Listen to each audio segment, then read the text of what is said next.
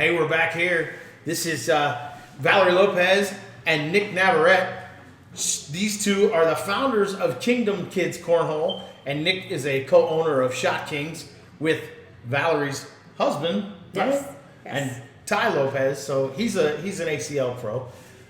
Tonight we're going to sit down. We're going to talk with them a little bit about Kingdom Kids. This is something that April, you guys know April talked about a little bit when she had her time, and I want the founders of Kingdom Kids to tell you a little bit about it. So Valerie and Nick, I want to hear about this because we, down in Florida, we've got Trevor Caballero, who at my conference happened to win a division as a 5-year-old, 2'7.5" tall, 5-year-old kid tossing bags from 30 feet with like no problem. And you guys latched onto him when you saw him playing with Noah at one time, and you saw him and you sent him some stuff, and he's been a Kingdom Kid ever since. So tell me a little bit about Kingdom Kids, what you guys are doing, what's the mission, what's the, what's coming up? So we started Kingdom Kids about 7-8 months ago. My kids want to play cornhole, and they couldn't quite keep up with the experience of the adults. So I wanted to figure out a way how I could teach them to play cornhole so that they could get to a level where they could compete. My kids started off throwing. What my brother and I did is we drafted up a lesson plan to teach these kids how to play cornhole, and it was a complete mess. It was really hard. It was not what we expected. We took everything that we learned, we reapplied it into a second season. And we have amazing kids throwing. Our kids are throwing full distance boards. They are teeny tiny. They're throwing every kind of bag now. They started maybe at 15 feet, just trying to get it on the board. They're in line draws. They are having a blast. Yeah. Yes, and it's been great to introduce them to different levels and watch them grow in the sport. Their experience, it's been really fun. Their excitement, their passion, everything about it is amazing. What is your background with kids besides being a mother? Do you have more of a background than that pushes you to want to teach children? I did a little bit of, I guess, daycare in my younger years. I've done a lot. I have 4 kids. Nice. I have a lot of kids. Your own classroom? I've over, the last 10 years, I took in nieces and nephews. We helped a lot of our family. And so that really became our drive, was to help people and to really reach out to a younger generation and lift them up and help them reach their potential. And I see the potential in cornhole in doing that for kids. That's I awesome. think it's cool. And So. Nick, I know that you're a designer in the game. I know that you kind of dabble in playing. You haven't committed to be a pro yet, but tell me what your role in Kingdom Kids is. In Kingdom Kids, I am, I guess, the designer, the creative director. I manage a lot of the website. So when it comes to registration, I take care of a lot of the registration. I design a lot of the equipment, whether it's bags, boards, and every single bag and board that we put out for Kingdom Kids is educational. So it does teach kids to learn how to throw. Nice. Whether it fixes their footing, bag placement on the board. That's kind of like my mentality. I've always been a very innovative thinker, and ever since I joined Cornhole, I think I've always tried to innovate the sport through design, and that's what I try to do and help kids. That's really cool. You do have you haven't been able to take cornhole as your only job yet, right? Is that no, true? No, I have not. Is that on the horizon? Yeah, that is on the horizon. I mean, because I think that this game it's evolving to a point where a lot of people are going to be able to take it, and it's going to be their only source of employment. But it's going to be it's a little luck of the draw. It's a little being able to be creative, to be a designer, or maybe a manufacturer, a maker. But it's not necessarily just being a player, but the game is growing so much that there's going to be a chance for that. So is that something that you want to do? You'd like to do? Is that? Oh, absolutely, 100%. I mean, I was fortunate. My sister was the one that brought me into cornhole. Okay. You know, we launched our retail brand, which was like Shocky's Cornhole at the time. Well, we're still working at it, but 2 years ago, she brought me in. She's like, hey, I want to start a clothing brand. And, you know, we started Shock Kings. And, you know, we came out, brainstormed a brand identity. And then from there, it just like, my name has just been growing and growing. And every day that I'm putting in work, you know, I'm just thinking about, you know, creating cool products, not only for Kingdom Kids, but also, you know, Shock Kings and other companies out there.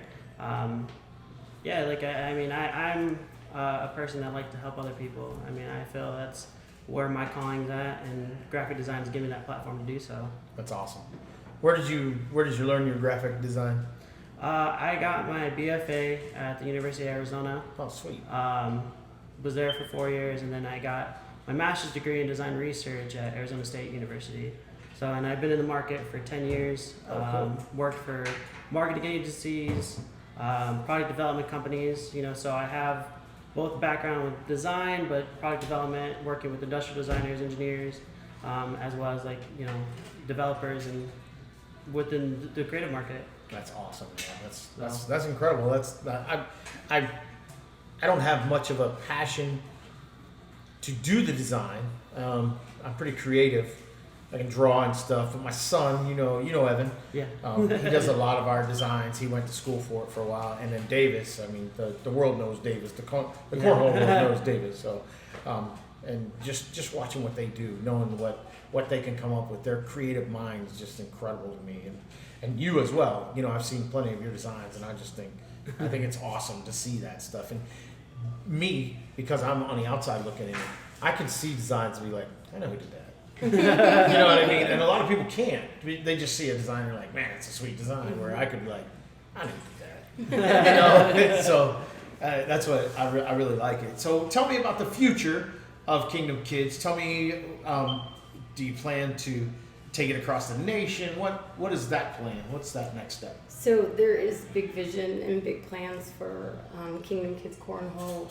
First off, we are going to be collaborating with Boardman Cornhole. I've been talking to April. April is going to be the first person that's going to implement the lesson plans that we created from scratch over the last couple seasons that we did Kingdom Kids. And we're going to see how it goes. Once we see how April does with those lesson plans, we're gonna send it out for, you know, everybody to use. We want to grow the sport of cornhole, and I want to impact these kids' lives in a positive way, because it doesn't matter if you're out of shape, if you're in shape, if you're belonging or not belonging, if you have any disabilities. It doesn't matter. You can still play. My niece has a lot of problems with her arm from birth. One of her therapies is cornhole. That's freaking awesome. Yeah, and she's a baby. She's 2-3 years old, and she comes and she knows what to do, and she's working on her little muscles on her arm, and she's getting that motion back in her arm. So I just see the potential of it and how it can help so many people. Not only that, but like a lot of these kids, like you see the excitement, the passion that they have when they're coming out, and we get the Arizona pros. We have them come out and just visit the kids, and they think it's just the coolest thing. And after that, like, there's something happens to these kids, and they just fall in love with it. And that's awesome. Super. I could go on. It's super exciting. And we do have that is something really cool. It's unique for Arizona. It's unique for the nation. We don't have a lot of pros. So if you do get a chance to engage with a pro, you really are engaging with somebody that's one in a certain number. You know what I mean? Yes. It's very unique to be there. So yes. That's awesome. me see what else was I really, there's Kingdom Kids. I can feel your passion when you talk about it. So Yes. I want to keep you talking. So tell me about other things. Tell me who else is helping you. Tell me anybody you want to thank. Yes. Tell me about that kind of stuff. So first off, Jeff Reynolds Bags. He was our first supporter. Kingdom Kids. He got us started with our first season. He got us some boards, some bags for our kids. It was so cool. As we began to expand, we realized that Kingdom Kids was something that was uniting every brand. We were able to work with the Jersey guy, and he is one of our sponsors as well. He donates a jersey to our winners of our league, starting off, and I'm sure we'll have to figure out different ways that we could sponsor once we go nationwide. But we also work with Cactus Cornhole boards here in Arizona. They have been tremendous help getting us our learning boards, which is something that Nicholas and I spent time innovating. I do want to show that. I know you guys. Yes, we don't have a place to put it, but exciting. I do want you to show it to us and explain it to us a little bit here tonight, Yes. because that is a pretty cool board. Looking at it, I was like, I need that. Forget about it. Forget about the kids. I need that thing. So, And then finally we have all Cornhole reach out, and Chad Littlewood helped us get some slide rights. So this helps us, give our kids options on what bags they want to throw. This helps us have a big platform of a united community. Yeah. So it's been really exciting. I do want to show you one of our boards. We just, worked out a lesson plan with all Cornhole, and what it is it's giving you details on different practice strategies. It's a 30-minute lesson plan. We're going to have boards available on allcornhole.com, and these boards are our learning boards. They have different zones. They have visual focal points to help the kids throw, and we got sponsors to sponsor some of our boards starting off. Everything that has happened with Kingdom Kids is just, it has blown my mind, because I never thought that it would catch the fire that it did inside of me. Yeah. Children are the future, and you believe it. I mean, Yeah, I do. And you have four, you're raising them. Yes. And the fact that, to me, that there's really no background in that besides the passion of being a mom Yes. and just wanting these kids to belong and do and get a new skill that to me is incredible. So show us. Do you have one of them boards? If you want to go. I get a little emotional. I get excited. I know, see the impact, and I'm just like, it's beautiful. It is. It is absolutely that's beautiful. So. That's what I like about it. So So we're super excited. check this out. This is neat. We got. You want to put it up on this chair? Maybe we get Yeah, here we go. So these are our learning boards, and everybody, we want to be able to use these boards to teach kids how to throw. With our new beginner throwers, what we do is we have them focus on the logo for focal points on just landing bags on the board. We have them do a slide practice where we tell them to land the board in zone 1 and slide in, and so on. So we were able to develop these lesson plans with the kids and see if they actually worked. A lot of them didn't work. A lot of them didn't work. It was really rough. But after our second season, and we got to the last practice, we had things moving smooth. Yeah. We had kids playing. We had kids. They knew what practice regimen we were doing. They knew where to land the bag. And not only did they know, but they were executing. And the kids that were too little to reach the distance, we just pushed it in so that they could execute too. That's awesome. So I could tell you, just looking at this, the things that I like about it, right? So the font is the same font you use in Shot Kings with numbers and letters. So these are the things that I see in design. Another thing that I see is this triangle that's cut out is what they use. It's the same shape that they use in the new focus boards that start wide and they get skinny. So with that being there, it's like practice for up to an advanced player. teach me what the 1, the 2, and the 3 zones are. Explain to me. Say what am I doing if I'm aiming for zone 3? Tell me.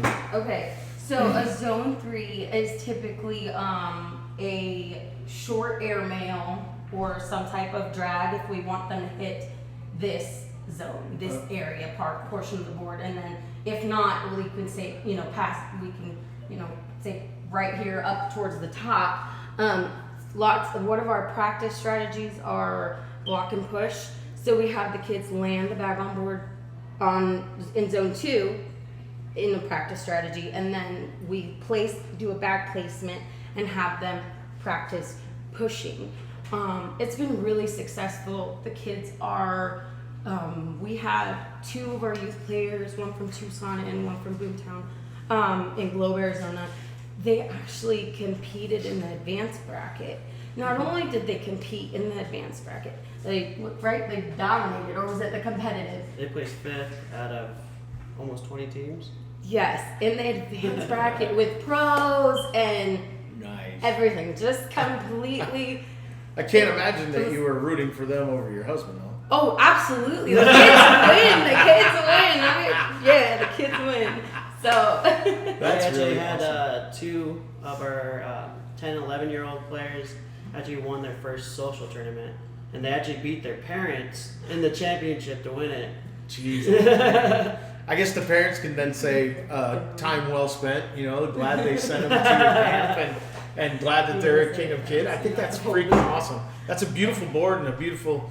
I honestly can't wait to see the lesson plan, and I can imagine that we might be making boards like that soon if April's going to I love it. Put that together. Oh yeah, we absolutely are. I am really excited to be working with everybody. It's been such an adventure this last year, and I'm excited to see where it takes us.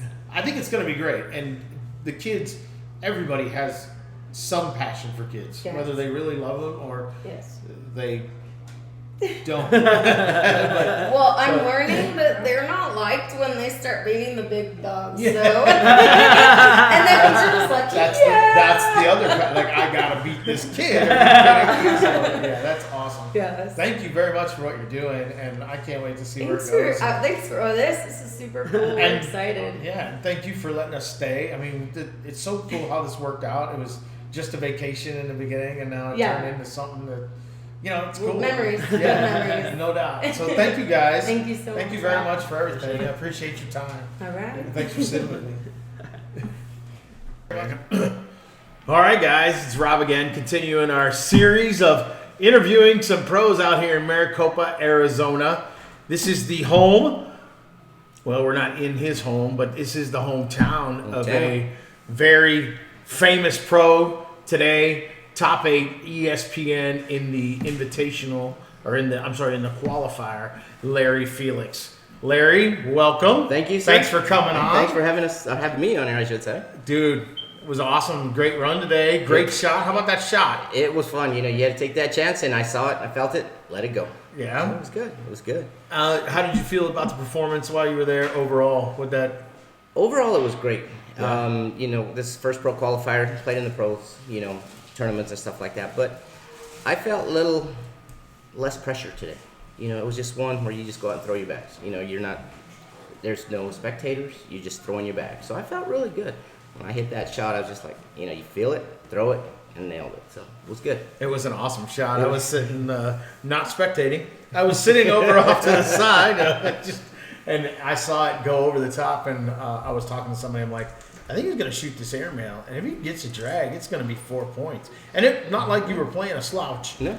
And that dude laid up there on purpose to see what you would do. Right. And when you threw that thing over the top and it did what it did, I was like, Lord have mercy, that's a shot. It felt good. It gave me a boost of confidence. Unfortunately, my bags were sticking right at the hole, so felt a little more pressure, throw a little harder, and they'd still stick. So, but Lester played a great game. He's top of the nation. He's up there. He's Lester, man. He's Lester. So, it was fun. I enjoyed it. Yeah, Yeah, and, absolutely. Tell the story about your wife at Costco. Tell that story, because I heard her telling a few people tonight. Yeah, I want you to tell that. Well, what had happened is that I played my first 2 games. I won my first 2 games, and all of a sudden, Trey or Todd's announcing who'd made the broadcast. So I was excited, text my wife, and I said, hey, I made the broadcast. She says, great, good job, awesome, and so she proceeds to go to Costco, and she's watching my feed, and she gets into Costco and loses the signal. So she runs to the TV department, tells the guy, hey, I need to switch this right now. My husband's on ESPN playing cornhole. So that was typical Melissa. So It's the beauty and the ugliness of being live. Exactly. You don't want to lose it. Right. You lose your signal and you can't watch the live. Right. And so that sounds typical Melissa. Just like you said, she said you need to switch this. Now. Like right, now. yeah, It's on exactly. there now. So we talked a little bit. You talked a little bit about your bag sticking up. Did you feel like you should have made a different bag selection overall, or are you still comfortable with the bag that you chose? I'm still comfortable with that bag. I started with Reynolds and the carpet bag, and I used to, like I said, the Reynolds were really good for me. Then obviously the bag growth happened and different speeds, different styles, and the fast bag I just couldn't throw. I couldn't throw. Yeah. It There it goes. It's right by your ear. Yeah. On your hat. Cool. Thank you, sir. So, in trying to figure out, what I could do with the Reynolds, I feel more comfortable in like darts. I know it's gonna stick. I know it's gonna perform. I gave it that extra on follow through and stuff like that. So what had happened when they started sticking, it was just more little hesitant, just that little hesitancy, and it just didn't quite give the momentum going in the hole. But no, I was happy with those bags, and I feel now that I can still throw a fast bag, a little more practice, a little more bag reaction, determine what it's going to do. Right. So, but no, I'm still comfortable with that, Reynolds. Good. Absolutely. Now, I haven't seen you throw in any virtual or any ghost tournaments throughout this whole lockdown, shelter in place. What have you been doing to keep yourself at the top? Well, I've thrown three of the virtuals. I threw one as when we first started with all the pros that Trey put together, and then I played a couple SBC out of California and one in San Diego. So paid 3 or 4 virtuals. But other than that, I just go in my backyard every night and just throw and try to get that muscle memory going, and what have you. But it feels good. I finally found a rhythm that I feel comfortable and just letting it go. With the fast bag, you're gonna jerk it, it's gonna go off the bag. You're frustrated, you do it again, and now you're down 6. So it's hard, but I still like the Reynolds. I'm still working on the process of working with the faster bag. The game changers work pretty good for me. Just like anything, you have to commit. If you don't commit, they kick. So it's just a matter of focus, comfort, and letting it go. Yeah. So, do you feel that you're a better singles player or a better doubles player? And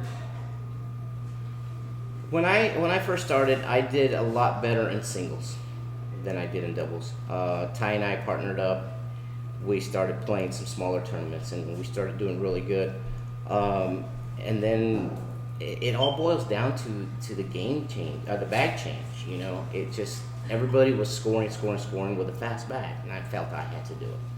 So it's just one of those things that you just have to work it. So that's what I do. yeah, and so I've noticed that Ty he's gone to a very slick bag. When I first met him, he was a Pro Edge Speed guy. Pro Edge Speed, right? And he's gone to a Viper now. Mm-hmm. That's his bag of choice. I don't even remember him going in between with a game changer, anything in between from Pro Edge Speed to Viper. Mm-hmm. What does that do for you two as partners? Do you succumb to that Viper in doubles, or do you guys find a compromise in doubles, or what do you do? Well, what we do is we try to get through the venue as early as possible, and we'll throw the whole arsenal. Slow, fast, medium, and we'll determine that at game time. We'll try as many as 5 different manufacturers, speeds, styles. So, but it does put more pressure. I felt more pressure on myself, and I accept that. And it's one of those where he's adjusted quicker than I have. And when I got used to the Reynolds and just throwing darts, it just, that muscle memory is so hard to break, you know. But now I'm working every night with a fast bag, even a Viper on the fast side, you know, just try to lob it in there, get it in there, and you know, get that good muscle memory. But it's tough. It is tough. But yeah, to answer your question, it is a little difficult. Yeah. It is difficult. You know? And when you are using that, you talked, the word you used was commit, especially with the game changer, because if you don't commit, it's still going to kick on you. The Viper's never going to kick. Right. And if you commit, it's sometimes over committing. Right. So if you're not down the middle with a Viper, it's, so now you're teaching yourself how to lob. Right. Right? So you're throwing all night with a Viper, you're lobbing the bag.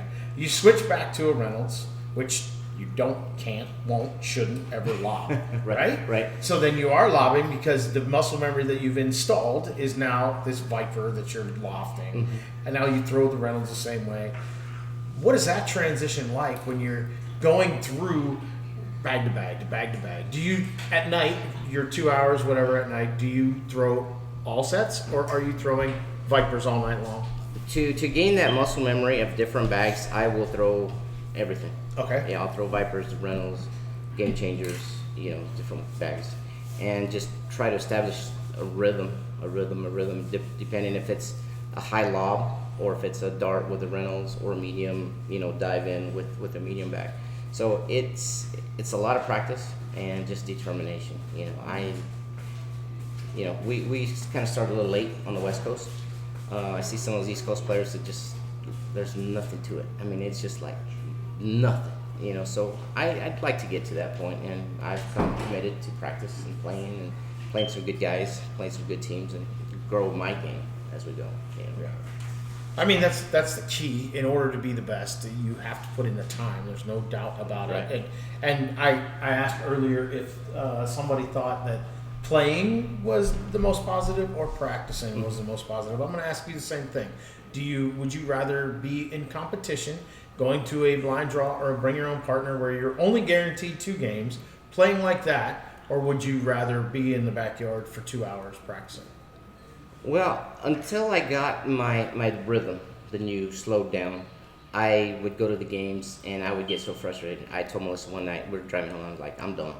I'm done. I am done. And she's like, no, you've made it this far. You're at your level you are. Do it. Just work on it. So slowly but surely I started working it. So I got to that point where I felt comfortable. And now where I'm confident in my throw, I'll be going more competition to see my changes and my growth as to what I've progressed in my practice. So both. So I'll go back and work on it. Just like, you know, we played today, I know where I've had some non-commitment throws and non-committed throws, I should say, and just the strategy at that point. You know, it's more of a mental game. You know, what can your bags do to prolong a round, or, you know, now we're doing, you know, 10-round games. It's a little different. You know, for sure. And that's probably why I did the airmail. You know, I had to do something, but I like the competition too. I'm at that point now. Right. And now you brought up a point where you're going to go to the backyard. You're going to go to the drawing board. You're going to go to competition.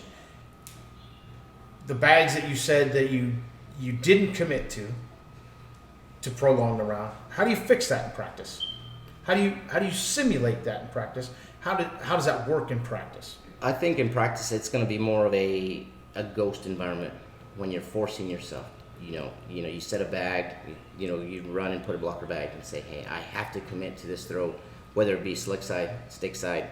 You know, what are you going to do? And just commit and just throw at that bag. You know?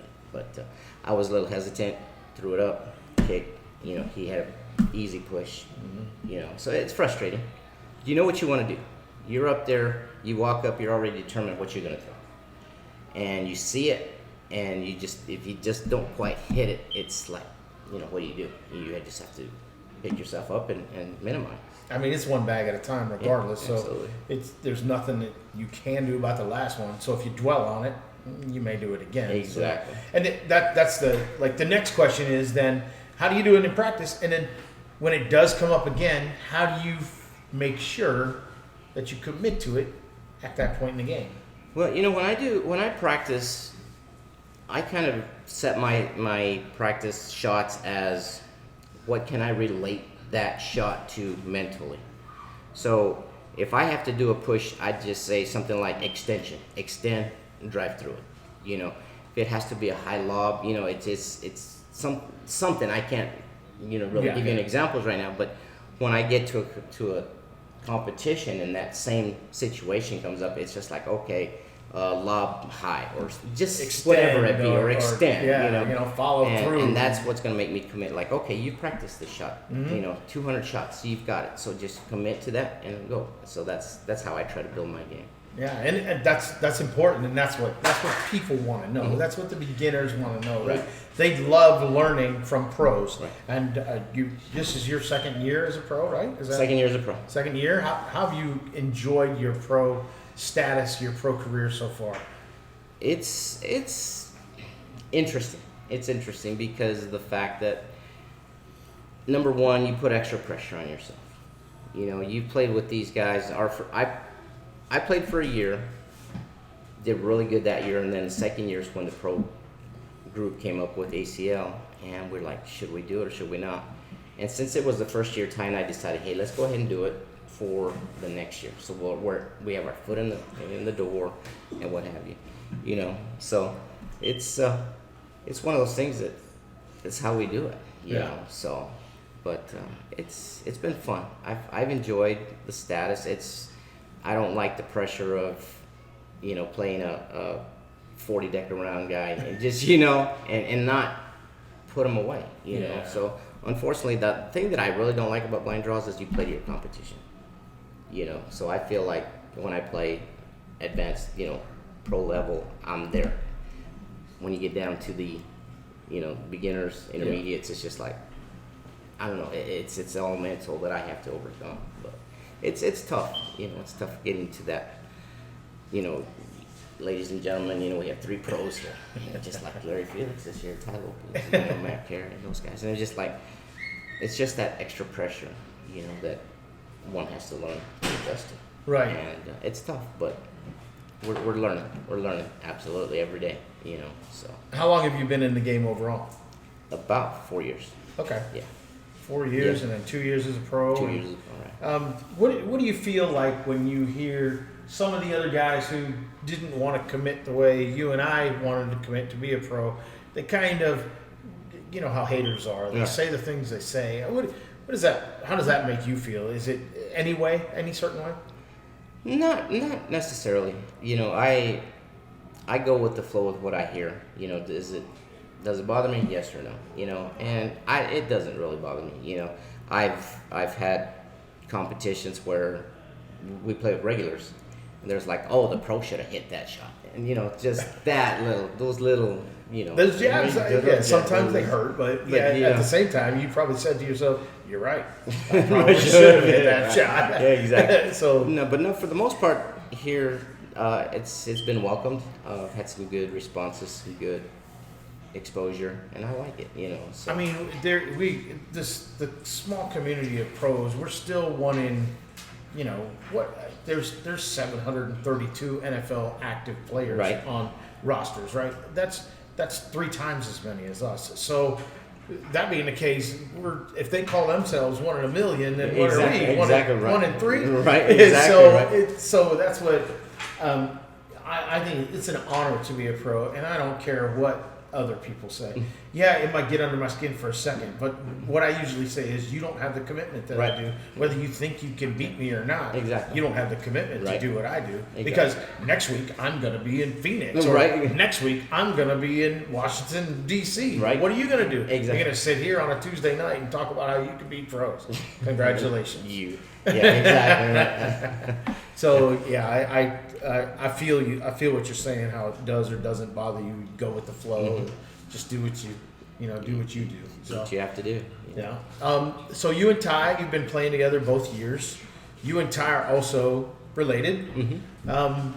Any strain at all through the competition on your personal relationship? Any strain on your competitive relationship because of your personal relationship? Either way. I would say yes and no. You know, we have our moments where everybody wants to win. You know, there's times where we've fallen short, and you know, we've had our issues, and every partner's team does. You know, whether they're related, whether you're related, you know. So we talk about it. You know, my wife and I talk about it, Melissa, and you know, she gives me good advice, and you know, she's also his big sister, so she probably whips him a little. pretty much, yeah. She'll tell me anything she wants to say, you know. But it's at that point where I come back to my comfort zone, and when you put that extra pressure on a competition where you don't feel the comfort, and then the net result is a loss, like nobody wants to. It puts a lot of pressure. But now, I think with the last 2 or 3 weeks, the way I've been playing, you know, that confidence in the team will be coming back. You know? So if we go to Vegas, and you've done that on your own. Oh, yeah. You've gained your own confidence back from doing your thing. Absolutely. And that, to me, I've seen you without confidence. I've witnessed. Right. I've played across the board with you when you didn't have that confidence. Right. And to see you with it today, it was awesome to see. And that was just 5-6 months ago where I saw that you knew that when you threw the bag, you didn't know where it was going to go. And that's a confidence that you built back. Exactly. And that's awesome to me to watch you grow like that and feel that you're ready to go to that next level. So yeah, I was super excited for today, you know, and you know, we came in with, you know, Ty and I talked about on the double side. It's just like, hey, we have no pressure, you know, we're the underdogs. Let's go do it. And you know, we came a little short, but we played good. And my confidence is there, you know. But come singles time, I felt it. I just felt like I could just relax and shoot my game, you know. And I won those first 2 games. I'm like, okay, let's do this. Let's roll. And I was tough draw, yeah. But ESPN Live nonetheless. No, so. Exactly. I mean, like I said, Lester played great, but no, I enjoy the partnership. You know, yeah, we're gonna have our moments, and we pick each other up. You know, Ty's a great partner. I'm at that point now where I feel confident that we can advance now. You know, that's where awesome, we're dude. You guys are gonna be a team to reckon with. Because when I met Ty, it was Fort Lauderdale 2 years ago. And I walked up to this guy from Arizona, and the only guys from Arizona I knew were Hector and Ray and Jose. So seeing Ty Lopez from Arizona, I was like, I got this, right? He's throwing Pro Edge speeds that day. But I also knew that he was the Shot Kings guy. And Shot Kings pretty big out here. So he brought it over. A couple people from our area were putting it on. So they liked it. The designs were cool. Right. And Ty's cool as heck. It's not like Ty walked up and he was any kind of anything. But he walked up and shook my hand. We did our thing. And then he didn't miss a bag. And I threw well. And he didn't miss a bag. I'm like, dude, you can miss. I said that to him. He finally missed one. He threw his only 10 of the game when I said you can miss. So, and that was my first experience with Ty Lopez. And I was just like, wow. But he was... You know, you guys are great people, and we had a chance to play together at Spencer's and the Crew Cup, and it was just fun. The anticipation of it was awesome, and I thought we were going to do great because I thought we assembled a great team. We did, and it just didn't fall in our direction. It did not work the way it was supposed to, but still, it was fun, a blast, and we laughed, and that to me was Crew was always fun anyway. But to hang out with you guys and just. Except for the way that I know you were putting immense pressure on yourself on a Crew game. Yeah. And I didn't like that for you, but after it was over, we still drank and was had a good. blast. So. You know, but I think I've grown to that level where I just throw my bags, and there's shouldn't be any pressure on you. You know, you go in your backyard, no pressure, boom, in the hole. So I try to carry that to competition. Hey, you're in your backyard, same throw, just let it go, and it eventually works, and that's what I try to do today. In my first 2 games, won those, and like I said, against Lester, he's tough. He's tough. How do you analyze the game? A game that you're coming up against. You knew you were going to face Lester first. Mm-hmm. What were some of your thoughts about Lester? How to beat Lester? What were some of the strategy that you were ready to employ as you knew that you were going to play Lester? I try to, at first, match him. Go, bag for bag for bag. And then after the first couple rounds, I'm like, okay, should I go a blocker? And I think that's where my bag started sticking, because once I made that commitment to go to a blocker, it was just more like a dart, and it just kind of derailed from there. But mentally, I was less like, if I can capitalize on any mistake, I should have not got to the blocker, stayed in with my original plan. And but it is what it is. But it is. Do I change it? Maybe. Am I happy and proud of the way I played today? Absolutely. For sure. Absolutely. For sure you are. So that was about round 4. If I remember, the first blocker that you attempted was about round 5. 4 rounds you were just doing it. I think you had given up a few points by that point. But then I saw you in round 5 do the blocker, and you were getting almost an unpredictable shift out of the bag. Right. Like, it would go up one time, it would go maybe left, and then it would go up the next time, and it would stay in the middle. Then it would go up the next time, you thought you threw it just as hard, and it would go right. And Lester was able, because he was throwing that game changer, he was able to bounce off and work around and do his thing. And Lester's a great pusher. He's got a great push bag. And when that happened, you already made the mental decision to switch. Why didn't you just switch back in round 6? I'm stubborn. Okay. I'm stubborn, and knowing that, hey, this game is not going to beat me the way that I'm trying to throw the game, and it hurts you sometimes, But that's where, you see any good sport, whether it be football, basketball, whatever, hockey. It's the adjustments are made in intermissions, half times. Those teams that adjust excel. Yeah. And it's where, when I'm playing, should I time out myself and say, hey, let's analyze this. What's working, what's not working. Should I change? No. Is that part of your game? Do you analyze it as you're going through it? What kind of stuff goes through your head? Because you did make that decision. Let me try to block him now. So you were thinking, all right, I'm giving up a point every round, going with him, trying to go with him. Maybe I'm not going to be able to continue this. Let me try to block him. So you analyze that, knowing it's only a 10-round game, and you analyze that in 5 rounds, knew you needed to do something different. Then when you saw that didn't work, you weren't ready to switch because you were like, I still think I can throw this blocker. Right. Still think I can. Right. I wasn't committed. Whatever you thought. I wasn't committed that time. That's why I let me do it then. Let me do it again. And so the analysis that goes on in those 10 rounds, you're right. Maybe you should have taken a timeout because you are afforded 2 of them. Right. So you should have taken a timeout, just taken a walk. It doesn't Reset, have to be. It doesn't have to be a big shot to go look at. Right. Maybe it just needs to be a deep breath and a sip. Yeah. Exactly. And so it would be cool to watch pros employ that strategy a little more because we don't get a halftime. Right. Right. We don't get a quarter break. So it would be cool to see somebody take that time to take a time out, take a breath. Let's evaluate. Yeah. What's working, what's not working. Yeah. And then maybe next week, if you get in that situation, that would be a great time for you to try that. Just to see what it does for you. Just make mental notes or, take notes, whatever it be.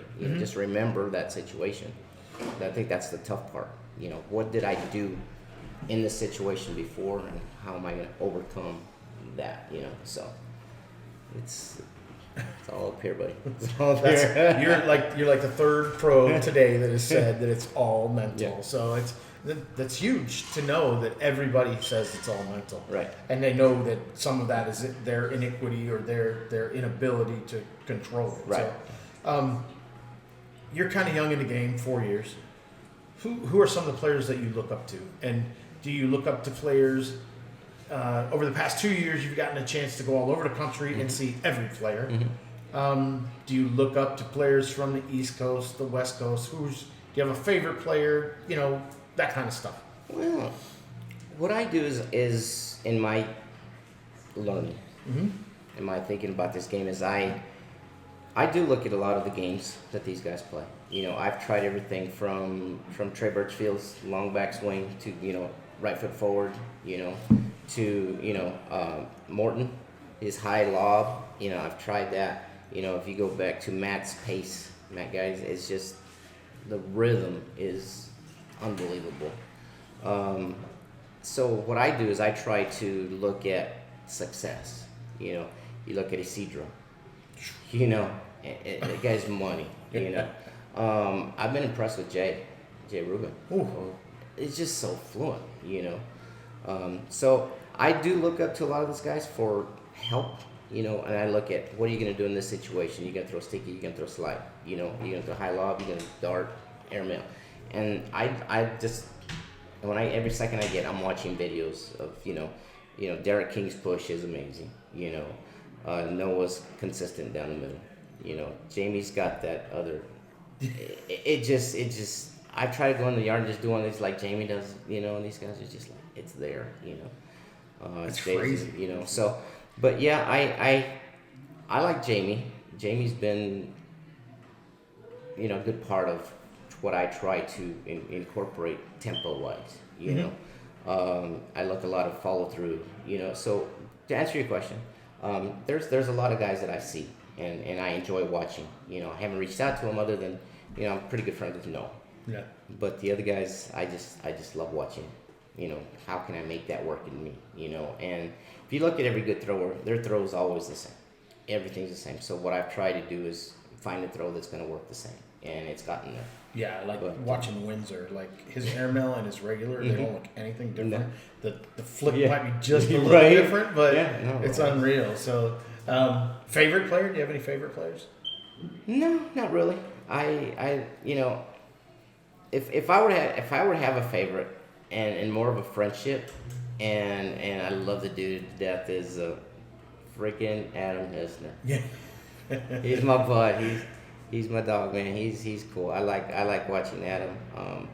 He's got that good mental focus when he needs to, and he came down to an event we had here in Phoenix, and I was playing with Ty and he was playing with Machado, Nice. and we ended up beating him. Wow. Yeah, we beat them, and it was a big win. And but I like Adam. He's cool. If I were to say a favorite, you know, who I like watching is Adam. So That's awesome. Man. He's I like Adam too. Yeah. He's one of my favorites. Yeah. But that's cool. Let's see. We talk about what do you see as your future? This season's kind of been crazy. Mm-hmm. We don't even know if there's an end to this. No fans. Right. We don't know how the championship's going to go. We don't know any of that. And we hope that next year we're going to be normal. Right. You know, we got at least until January to even worry about it. Exactly. So we hope it's going to be normal. But what do you see as your future? What do you see as you and Lopez as a future? Do you plan to continue together? What's the...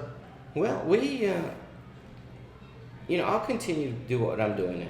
As we have these blind draws every now and then, you know, I'll hit one or two of them. I don't want to hit the same ones every time. You know, I'll maybe try to the West Valley, you know, down south or whatever. Try to get one or two different every week. But I'm just going to continue practicing and just I want to get more into the virtual. Okay. You know, I think I've made that transition as to I don't care who's watching me. I'm just gonna throw. You know, when the first time I did a virtual, I had it like a 48. Yeah, exactly, and it was just like, okay, so who cares? You know, and I just started going in the rhythm, and you know, ended up with I think a 98 average. You know, so, but it was tough. It was tough. Yeah, you know, I mean, so when you start with a 48, and you know it's live too. Right, exactly. But no, I think I'll get more comfortable with the virtual and just throw your game. You know, you see a lot of guys that play every day. You know, they're on camera, whether it be a competition, a cash game, ghost game, you know, or a virtual event. A lot of people are doing it. You know, so Yeah, it's freaking awesome. yeah, it is. So the ACL has done some incredible things for us with starting that virtual and doing the ghost together too. So like that's like really two different brands that have come together under one brand, and it's gonna be so fun to watch it grow like that. And I don't know what it's gonna do when we get back to normal. I don't know how many people are gonna be all about it, but it's a real cool brand that has come out of this thing, and it's a real cool situation for all of us as cornhole players to be able to play even in our backyard. So I like it, and I don't necessarily like I'll do virtual I'll do deck rounds and virtual in my own yard, but I haven't decided to enter any. And it's not because I'm horrible, but it's just because like I don't want to spend all that time. You know, whether you win or you lose, you know you're in for at least 2 games. Exactly. And I don't want to be waiting by my phone to know when I got to play again. So that's kind of why I haven't done it. Have you been to any? Have you followed any? They're actually pretty quick. Yeah, they are pretty quick. You know, I do follow them, and I watch a lot of my friends do them. And Noah's been making all kinds of money at it. So it's that to me it's intriguing because I mean I want to, and I've seen some of the stuff he's done.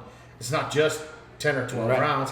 He was doing he did a 20 bag challenge. 20 bagger, yeah, exactly. That's kind of stuff is really cool to watch. So I may start doing it, but it's just I really want it to open and go back to real cornhole again. Exactly. So. And we had a couple events a couple weeks ago, and I think we've had 3 now that have actually been live. Nice. And it's been a good time to get out there, and compete back to other than virtual, So this lockdown, this shelter, this whatever you want to call it, has really it's made the people who couldn't really commit. It's given them time, and it's less excuse time, if that makes sense. Exactly. Like that work thing doesn't really have to happen anymore. So right. You can be doing something else. So exactly. And I think it's gonna build the skill. So I like it. I do appreciate you sitting with me, man. No problem. It was awesome to see what you did today. It was I love a pleasure. it. And thank you very much for sitting down. No, absolutely. Thanks for having me. Man. It's been fun, and know a little more about Larry Felix. Easy. I like it, man. Thanks, brother. Thank you. Appreciate it. Hey guys, that's Larry Felix from right here in Maricopa, Arizona. I'm Rob with Talk Cornhole, and you got Rob. Appreciate you guys coming and taking a look. We're probably going to talk to a couple more pros. We got a few still that are here. We got the man of the house. He's going to sit down with us soon, but I think he's out there still playing, and he's playing for a chance to see his brother-in-law in the winners final here real soon. So stay tuned. We'll see you in a little while. Hey, we're back again. This is Talk Cornhole. You got Rob. I'm Rob Chismark. Tonight is a real treat, guys. I don't know if you're in the cornhole world, you've seen this guy before. This is Anthony Ione. He's from Colorado. You guys saw that video he put together where he broke down the science of shots. Dude, it was one of the best videos I ever saw. In fact, I went and found him on Facebook, went to Messenger and told him how much I enjoyed it, man. And he just said that's what quarantine does to you. But you put that thing together. You were sitting, I don't know where it was, but the setup that you were sitting, wherever you were, was incredible. Tell me the thoughts that went into that. Tell me, just tell me about it. Tell me how you constructed it. For sure. So I like to break the game down technically. So it's been just gathering information over time. I'm a guy that'll watch a match and watch your grip, your stance, decision making, really breaking the game down technically. And it's something that's just been building up in my head. Then we get stuck in this quarantine, and I'm bored. I've got some kids, and they're doing their thing, and I'm like, man, I think I'm gonna try and take this thought that I've had in my head and put it in a video, just see what happens. So that's what kind of where it came from, and just started digging in, started pulling some video footage, and learned some software from scratch, and just had fun with it. It's just more ways to dig into cornhole, and I just had fun with it, man. It was a good time. It was cool. I liked it. Do you have any thoughts of doing more? Yeah, so I definitely do. I'm a big stat guy too, so I run stats for Mile High Cornhole. I think there's a lot to learn with the game, breaking down the stats into decision making, maybe building scenarios for people, maybe lay out a scenario on a board and say, what would you do? Here's the score. You got one bag in your hand. Here's the layout. What would you do in this situation? And then really bring stats in. Definitely the technique of throwing. I've kind of in my mind, I've broken down throws into 2 different grip styles. There's 2 main grips, and then within grips, guys will move around the bag. So I have that thought in my mind that I want to kind of put out there Crazy, and break down the grips, and then obviously what happens below the waist, with foot position. I step, I don't step, I step over a line, throwing foot forward, non-throwing foot forward. I've got some ideas about that. So yeah, I think there's some more things that I could do with it, but it's a time thing, Yeah, I was going to ask you that. Is it the quarantine that gave you the time? It is. Can you make the time? Where do you stand with that? So what I really want to do is the opportunity to talk to people. So my first, I guess you can call it a nationals or more of the pro invitational, but getting to talk to more cornhole guys. I'm new to the cornhole world, so most people don't know me before this video. So people being open to share maybe some stuff, saying, hey, here's how I evolved to this grip. Here's how I hold this bag. So kind of people opening up and helping me gather a lot of that information and then consolidate it into something that's real, from not just me, but actually people giving that information that I could put on a video would be the next step. Yeah, so the first one then, you looked at all the film and then you put it together as you, Yes. right? You didn't pull from any other people. You didn't go and say, share this with me, tell me how you do a push. And so when you were executing those shots, it looked like it only took one take. Yeah, no, not the case. I'm not that good. I'm not that good, man. It would have been better if you said yeah. Multiple takes. Yeah, it took a lot of takes. Some more than others. But no, I did actually pull some information. There's a lot of good players out there at Mile High Cornhole, and some of those guys have certain shots that they're really good at. And so most of my information has been pulled from that group. Everybody's pretty open to sharing, their little tricks of the trade, and it was just a matter of kind of just consolidating something on a video. So because of your ability to analyze, I can see that series would be incredible. Like, somebody should commission you to do that. I mean, in my opinion, because you did such a great job at it. Especially, you said you learned software from scratch. Like, I'm having so much trouble learning software from scratch. That's right. Because those are the things that I don't have time for. Like, I just want to give it to somebody else. Now, teach me quick. I want to know the Cliff Notes version. Exactly. I want to be able to set this up in 5 minutes and run it for an hour. Just show me. But for you to do that from zero to that end production, it was awesome, man. It was like, I don't typically watch anybody else's stuff, right? And then I got into that, and even the music was cool, and the That's shots were cool, the camera angles were cool. You came back to sitting down. It was awesome the way it all worked out. And I was talking to your uncle earlier, and he told me that was all you. So I couldn't wait to get you in here to talk about just that video. But beyond that, the setup. Tell me about the setup. Is that your setup? Is that what you got at your house? yeah, so new house. We moved to a new residence and walked into that basement, and right away I was like, I know I'm gonna do it this space. So actually, it was right before the video. That was another big part of it, was actually getting the space kind of set up.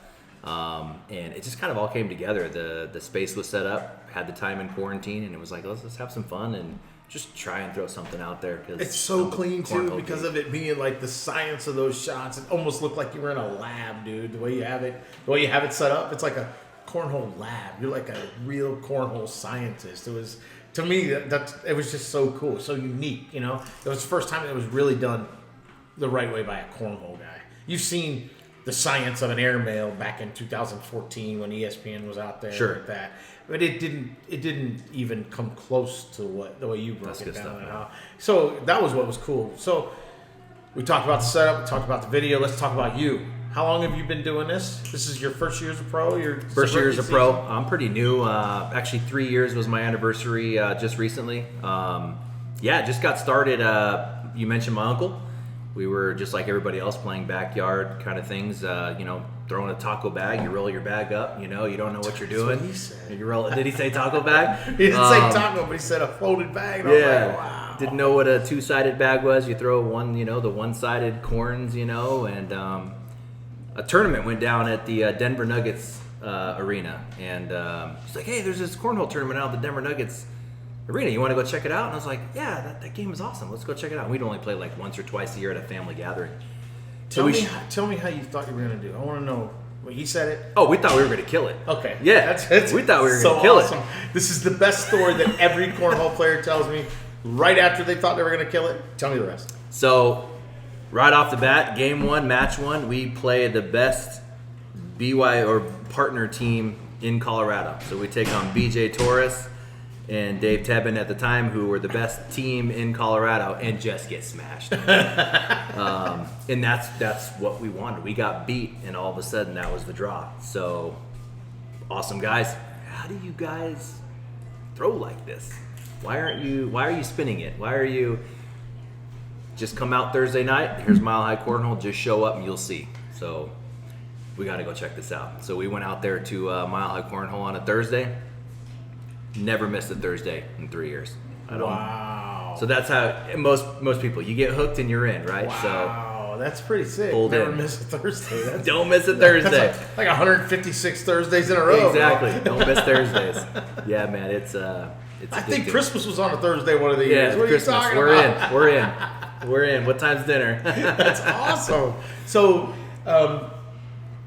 3 years at it, haven't you won a state championship? Yeah, so 2019 state championship was October, end of September. So yeah, I won the state championship in September. That's pretty crazy. How did people feel about this new guy coming in here, learning the game so quickly, and winning a state championship over those guys that you just mentioned, the BJs, Kevin lives out there Kevin too. was in the tournament. Yeah, very good group. Very Isn't Tay from Colorado? Tay was out Are there. you kidding? David Corral. And Brian all these guys. also? And- Yeah, Harry Stoltzfus, who's Oh. a pro. Come on. Yeah, so You beat them all? I got it, man. So everybody was awesome. I'll never forget that moment. I remember hearing BJ was commentating. We had the MHC live feed going, and I just hear on to win it. And I was actually playing Harry Stoltzfus in the finals. And I hear on to win it, and my heart just dropped. You know, all that prep and practice, and you're there, and you hear on to win it. Is this real? And that was the hardest bag I've ever thrown. It was on, and I still go back to that feed because it was a live feed, and I still go back and watch that last 5 seconds, and it was it's a moment I'll never forget, man. That's freaking yeah, awesome, it man. was- Young in the game like that, playing a super. I mean, that dude there, Harry is like he's like a father of the game, if you will, especially He's in the man. Colorado. And to beat him and on to win it, that ought to be your daggum team name. You guys should be called on to win it. Yeah, no doubt. Congratulations on Yeah. that, though. But that is what leads to the credibility of you being able to put that science video together. The state champ of Colorado. Don, what is your profession? What do you do for? I'm an engineer, so I geek out anyway, you know. An engineer. Yeah. So that's awesome. I mean, to win a state championship after not a long time. But tell me, you said it was great. I'll never forget the moment. But what did you expect that day when you walked in? I expected to win. Come on. I was working hard, man. I was working hard. If you look at the whole year of singles tournaments, I was not the favorite in that tournament. But the work that I put into it, I could only tell myself I expect to win. And I did it. And I just went in with confidence, and I stayed within my game and within my strategy. You were in the king seat? And yeah, I never lost all day. So who yeah. did you have the pleasure of knocking into the losers bracket? BJ Torres went down, David Corral. I got David Corral. Actually, I played Harry Stoltzfus earlier, and then he came back and played me in the finals. So I had to go through those 3 guys. Those were my hardest matches for sure. Mike Carwin with Colorado Cornhole. Yeah. My first game, actually. First game right out the gate. That was actually my closest game for the day. And then I just got on a hot streak, man. I just 15, 20 bags in a row, and it was just feeling good. But Mike Carwin game was tough. 21, I think 17. It's funny how you can remember these games so long ago. Yeah. That was my closest match, and then I just started rolling from there. You get in the zone, and it zoned at the right time. And is that your greatest accomplishment in the game, winning that state 100%. championship? Yeah, still. 100%. Still is. And what could you see to overshadow that? What is it that because of how close that is to your heart? Maybe nothing, but what do you see in your future that could compare to that? No one has won state championship twice. Nice. So Kevin Warner, state champion. BJ Torres, Eric Coons, Mike Carwin, myself, and Brian Williams, who's now in Florida. No one's ever won it twice. Wow. I want to win it twice. Nice. So that's the goal this year then, or? Yes, sir. Okay. Oh, and that'll come in. What'd you say? September, October is usually when we book Okay. that up. And how is live cornhole in Colorado now? Are you guys back to it? We're not back. Okay. And people are craving it big time. We are not back. Have you been participating in the virtual stuff? Yeah. The Ghost stuff. Yeah, so Mile High's actually been putting on a lot of virtuals, all skill levels. So you've got your entry levels, you do the Ghost 4 5s, you got some comp level, and then we've got our higher levels, which we've been mixing it up quite a bit too. You'll do Ghost 8 9s, maybe you have a blocker format, diamond, shallow. We've been messing with it, just trying side by add side something to the twins, game, right? just try Yeah. airmail only, we're trying to do those. So yeah, I've been competing in those for sure. Yeah. And do you run any events out there, or do you just play? No, I help the guys. So I'm the, I don't know what you would call it, but I'm the one that brought the production part to Mile High Cornhole. So if you ever see the Mile High Cornhole feed, Yeah. I'm the one that kind of brought that forward with BJ's help, and so we can actually. Were you the guy who pulled the clip out of Trevor that went viral? Yes, yeah. Yeah, that's pretty cool. That was my 170 something. That was amazing. Yeah, like 170 something organic views, bro. That was so cool. unbelievable. I mean, it was a 5-year-old doing what Yeah. he does, but That had to be out there. I was like, this is amazing. We got to put this short clip out there, and people just jumped on. yeah, that was all our video because that was our conference event. Oh, So, okay, that was your video yeah, for that sure. was me. Yeah, so That's same right. thing. We were Yeah, using that's the right. Switcher app and Yeah, 100%. with the 4-camera setup. It Yep. was, and so we were really proud of that because that was the first time we ran that setup at our event, and then to see him do what he was doing, man, a 5-year-old, like, It was and the kid, you got to meet him. You want to talk about a kid who's like really cool. Yeah. and he's actually become a little bit cocky in the game. I'm not gonna lie to you. Aren't we all? Yeah, I mean, he likes to play. Yeah. And he went through a little slump. Like typically he hops to throw his bag. Well, he was trying to fix that.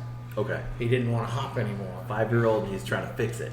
5-year-old, and he went through a little slump. Like he wasn't able to get the bag there, wasn't able to get, So he went out and practiced. He practices on his own. Goes out and he starts practicing. And I told him, I saw him playing in the blind draw. I'm like, Trevor, you might have to start hopping again. And that's all I said. I just Okay. walked by him and said that because we have a bunch of pros in our area, and he looks up to those guys as pros. He wants to play with them. He wants to play them. He wants to be part of that. And so when we say stuff to him, he doesn't really necessarily listen, but he hears it. And then last week, Thursday, we play at a shop, and he brought the hop back. And he happened to get, who did he get? No, he got to play against Noah. I don't know who his partner was, but he was hopping and he was throwing good, man. He was throwing 8s and 10s again. That's awesome. Hitting his airmail, and so That's he's amazing. it's unbelievable to me to see a 5-year-old stay in the game as long as this kid has, because I think that was in January we did that. No, I guess it was Leap Day, right? What? Our conference was at February 28th and 29th. So, and to see him win, dude. Yeah, it He was beat cool. he beat a 35-year-old man. Dude. Yeah, we pulled that clip out just to share to Mile High. I was like, hey guys, check this out. And then it just blew up from there. That was cool, man. We were watching the ticker and we're like, we just hit 100,000 views. What's going on here? That was awesome. Dude, and he's gotten so much attention. Like he's a Kingdom kid now, and all Cornhole reached out to him that day. Kill Shots did because he was throwing that bag. It was so cool to get and to see him get that attention. He done carries 5. So it's big for his parents and things like that. But other than that, it's just neat. So it was cool to know that it was you who pulled out that clip Yeah. and Just to share with the Mile High guys, and it just blew up. That was awesome. It was. I mean, it's awesome, and the things that you're doing, man, it's cool. I really want you to get time to do it because it's interesting to me, and the things that you say that you have coming in your mind those ideas are incredible. Because stats are something that exist, but we haven't compiled them the right way. And if you're really compiling them, what are you seeing? You're talking about these layouts. You're talking about what will you do. What are you seeing? I'm glad Tell you me what asked the that trend question. is. I'm really glad you asked that question. So I think that my ability to close the gap in so short of a time to get to a state champ has been around analyzing the game from stats and like the science video I put on. So it was probably a year and a half ago where I started to stat people. I'd wait till like a semifinal or final, and that was kind of like a treat for people making it to a semifinal or final. We're going to stat your game so people can kind of, it takes time, you have to go back to the feed, you watch the feed. I built a calculator where you dump everything in, and you have about 12 line items and stats. So it tells you everything. How many times did you block? How many times did you hit your push? What was your percentage on airmail? The basic stuff, but it also blew it up even further. I learned so much. Just watching other people's games and the decisions they made, and then going back and look at the stats and going, all right, so if I'm a 65% airmail thrower and I've got an airmail opportunity, clean airmail, this is how many times, this is the scenarios when I should throw it.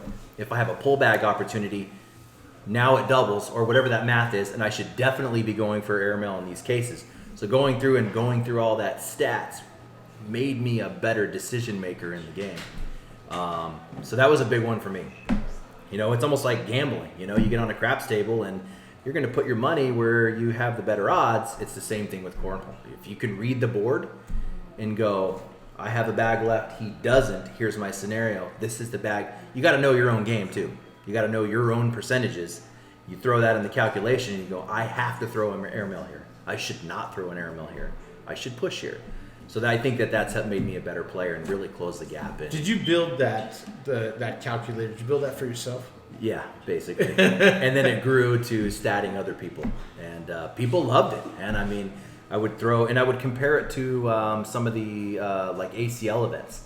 So I would watch an ACL event, stat that game, and then we would have a finals match, and I do a side-by-side stat so people can see, oh, I have an 8.3 PPR, and then you'd go to a big event and go, oh, they were throwing a 9.1, and this is their airmail percentage. You can kind of see how you match up against some of the bigger pros, and we've seen over time, the more I stat, that's closing.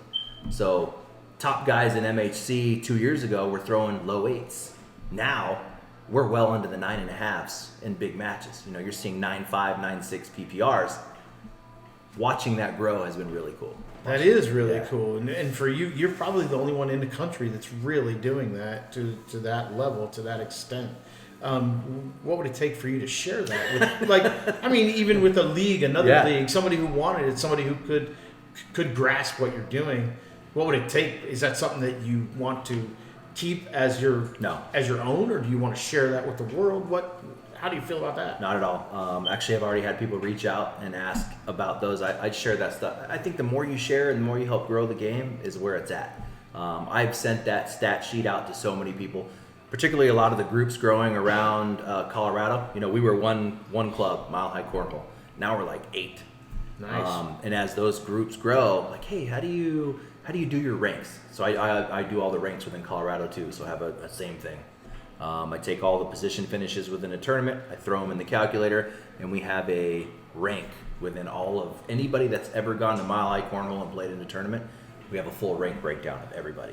Wow. So some of the other groups coming up, Pikes Peak, some of the other groups in the north, I give them that spreadsheet and they kind of feed off of that. Just kind of minimize that curve of trying to get started, and it kind of helps everybody. So so within Mile High Cornhole, we're Colorado, and there's a big accomplishment to climb 14ers, 14er mountains. Right. So we have what we call the 14ers Club. The top 14, everybody wants to be in the top 14. You're a 14er, so that's a big accomplishment.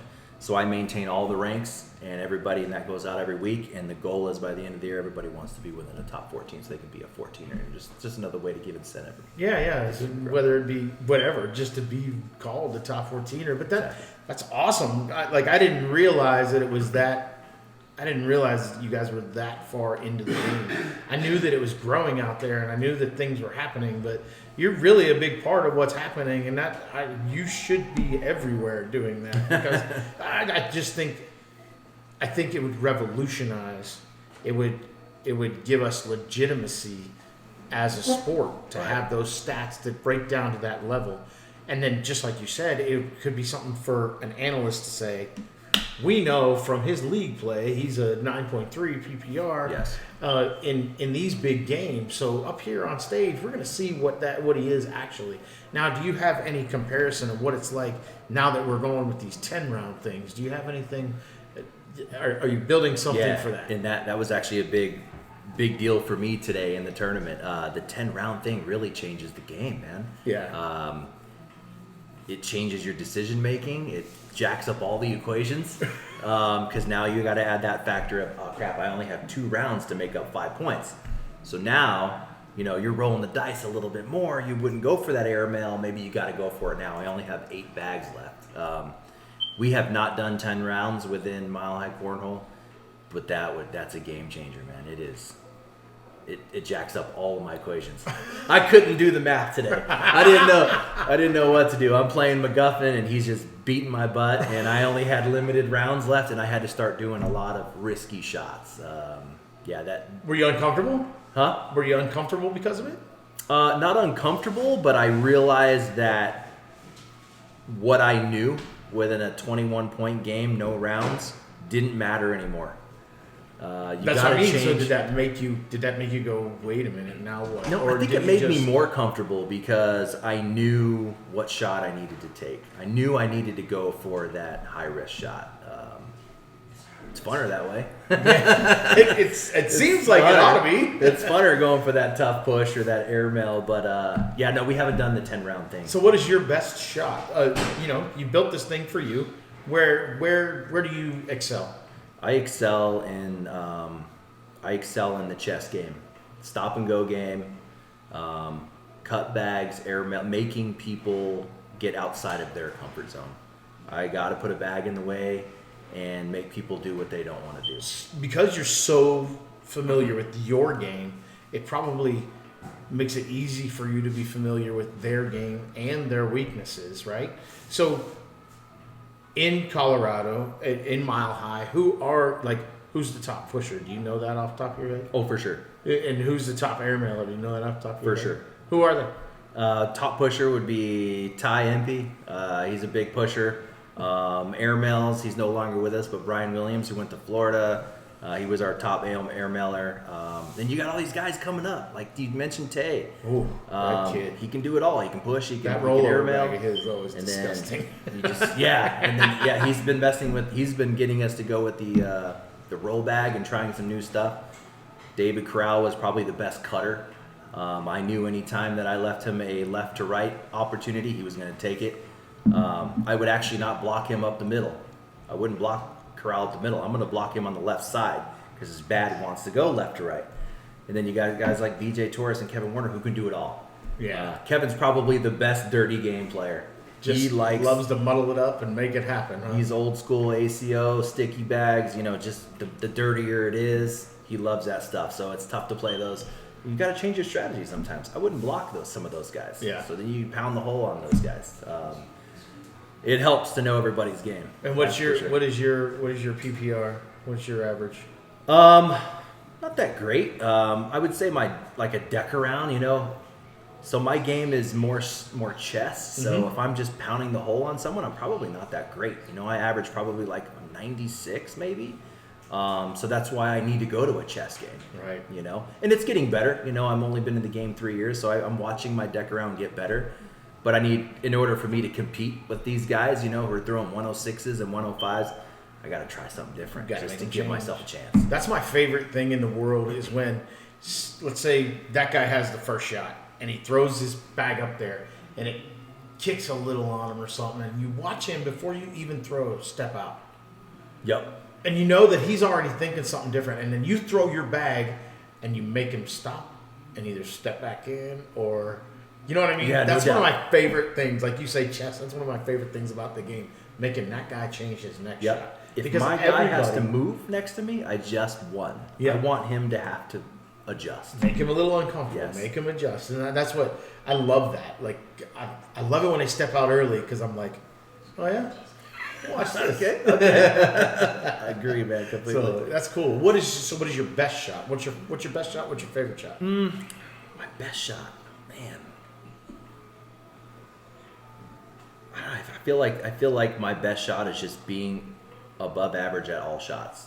Like I wouldn't say I have one shot. You know, I would say that I'm pretty good at a lot of shots. I'm not, you know, the best pound the hole guy. I'm not the best air mailer. I'm not the best blocker cut guy, but I've got a good even mix of everything, and I use all those as much as I can. That's it. Do you have a favorite shot? You know, I like that airmail, man. Everybody likes the airmail. No, actually, I think Airmail drag everything shot. That's I'm growing to love the cut bag. I'm really growing to love that cut bag. Someone who puts a block right in the middle of the board, and they're like, "Oh, I got you."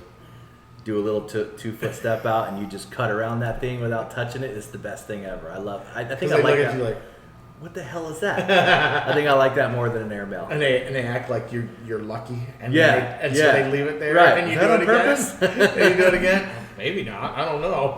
Yeah, no doubt.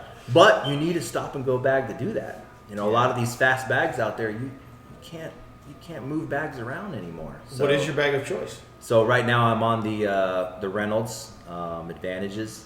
I was a slide right. You can cut both of those. You can cut 'em. both sides of those. When that advantage side gets broken in, you can cut the heck No out of doubt. that. I mean, people don't even realize it. That's I couldn't get off the suede for so long. You know, Yeah. I was just like, and then you got to change. If these new bags, these fast bags coming out, you just realize I have to make a change to keep up. So I finally let go of the suede just recently, only like maybe 3 or 4 months ago. I let go of the suede, and then I'm on carpet pretty much 100%. But that's like the closest thing to a real suede, like Exactly. because it still will, if you don't commit to throwing it straight, it will kick on you It'll here move. and there. That's what I So, want. I want yeah. that movement. Right, But it's not all the time. Not when you're trying to throw that nice, Yeah, true. true. Left side blocker you were Yeah. talking about, because you throw it up there a little soft, and it's whatever, and it's way off. Like, oh, no, That's not what I wanted. can't touch that now. Yeah, but that carpet gives you a lot better hole action for sure. I mean, the suede Yeah. just hang up on the hole too much, and it's like, that's 2 points I needed right there. Do you, because of this, the new switch and the carpet being what it is, do you break your bags in any certain kind of way? I Are you airmail the into crap that? out of them. Are you into that thing? Are you No, into that? I'm into breaking them in, just airmailing the crap out of them. Just I doing don't- it the right way. Yeah, huh? I don't, no detergents or washes or recipes in the freezer or whatever people are doing. I just airmail the crap out of them, man. That's Until awesome. they're broken. So, do you have you've been in the game not long, but you're tied to that Mile High group across the country? You haven't really had a chance to really travel like we have in the Right. past because of this crazy season. Are there players that you look up to, that you have as a favorite, like across the country? Because you do watch a lot of tape. So, do you have any favorite players? Do you have anybody you want to get paired up in a blind draw with? What? That's a good question, man. I take a lot of pieces from a lot of players. I got favorite pieces of players. I don't know if I had to pick someone, and this is just going off of like virtual stuff. So like you said, I haven't traveled a lot, and we're just starting that. I don't know, Wooten for some reason. I don't know. I like his aggressive Shot shaping fool, yeah, man. just like his aggressive style. I like his natural tilt bag. I haven't seen him live yet. I don't know. So I thought he was going to be at this tournament. He was. I was looking forward to seeing his bag live. You know, you can only see so much on a camera. You know, that bag takes off from the hand and it disappears somewhere. Yeah. Can't see the flight, and I'm into that. I'm into flight angle, what's going on with that bag, and then it comes back into the screen and you're seeing how it reacts to the board. I really wanted to see that live. Yeah. Yeah. Come on down to Florida, man. He plays in one of my Yeah. blind draws No sometimes doubt. twice a week. So That's awesome. And he I tell a lot of stories about the guy because he's lived with me in the past, and he practices. He's relentless. Like before virtual, he was still out there throwing for 4 hours, like just working on his game, shaping his shot, doing things that I don't see anybody do. He has his bounce bag is disgusting because somehow he can change his grip where a lot of people are nose down. All of a sudden he's nose up, and that thing hits and just skips right over like That's a freaking insane. rock, dude. It's That's unbelievable. And I'm like, no, you have to teach me that. You just throw it. Because he doesn't really, I don't think he knows how he does it. It's just so second nature to him. Right. He sees the shot and he makes it. You know, same thing with his push shots, he'll push a bag that there's no board in front of him, you know, and he'll try to get it and he'll bet $5 that he's gonna do it. I bet you 5, I push that in. You're like, and that's all how, day, here's yeah, $5. Yeah, dude, he's all about it. He likes to earn money on the game by betting the dumbest stuff. And next thing you know, he's hitting it. You know what I mean? Like, Right. We were at a blind draw one time, and he had this shot, and this dude was standing down here, and he's like, I'm going to push that bag. And the dude says to him, you ain't about that life. And everybody around was like, there's no way you're going to push that bag. Yeah, he did. You it. got it. You know, and he's just one of the best shot shapers. So it's cool to know that that's somebody else's kind of favorite guy, because that dude can shape shot. You talk about being good at above average at all the shots. He's like great at all. I want to see it live pretty bad. You will. I will. You'll get the opportunity because he'll be around, and his being in doubles with Matthew Sorrells. I don't know if he doesn't do much virtual, so you don't really get a chance to see him. But that kid there, he's another one who practiced I want to relentlessly. see that. There's so much I want to see. I just picked one, but there's a lot of stuff I want to see. That's really cool, man. That's cool. I'm glad it was really awesome to sit with you and talk about your video and talk about your, you know, I want to see more audio at this stuff, man, because I think it'll blow up the game, because I think you presented that in such a way that a beginner could watch it and learn something, which it's not easy to do. It's easy to teach another cornhole player that's in the game, but you taught a beginner. You know what I mean? Yeah, like, for sure. Like, and it was awesome. I Appreciate you. I appreciate you, man. Thanks for sitting with me. Anthony. Yeah. It was good getting to know you, and For sure. I hope everybody else liked it too, man. Yeah. Thanks a lot. Thank you, sir. One more time, that was Anthony Ione from Colorado. He's a ACL pro this year, brand new. He's a rookie pro, his rookie season. Sat with us. You got to go check out his video. It was awesome. Thanks for tuning in one more time. Rob Chismark with Top Cornhole. You got Rob. Here's some water. One more time, we're here with our finale interview of the evening. This podcast is probably going to be about 4 hours long. I don't know how many of the interviews are going to make the production, but I'm going to tell you what, right now we have a treat for you. The man of the house right here, Maricopa, Arizona. This here is Ty Lopez. He may not look like himself to you, but he does to me. Ty Lopez right here. Ty, thank you for having us this weekend. Thank you for hosting April and me. We came out here for vacation. We've been looking forward to it for about a month. I know you've been working hard. I've seen the videos. Yeah, she's got me working. What did you tell me when you couldn't wait till I got here? So I can take a break. I couldn't take a break till you got here, though. So as you can see, Ty is adhering to all of the safety precautions recommended by the CDC. A little bit close. The social distancing is not exactly 6 feet, but he does have his shield on and his mask. He is protecting himself and me. Thank you, Ty. I appreciate that. Anytime. This face shield right here, it's awesome. I like it. Where'd you get it? We had a pro invitational today, remember? Yeah. Yeah. Was that today? It's been a long day. It actually was yesterday. No, it was yesterday. Yeah, the ACL gave them to us, so they're pretty cool. They're comfortable. They are comfortable. So tell me, this is your second year as a pro, right? Mhm. This year's been a little weird. Last year, how did you like the experience of being a professional cornhole player? You know, I've enjoyed it. I have. I get to a tournament and the day before I'm pumped. The day of I'm stressed out and I'm nervous. You know what I mean? But I do enjoy it.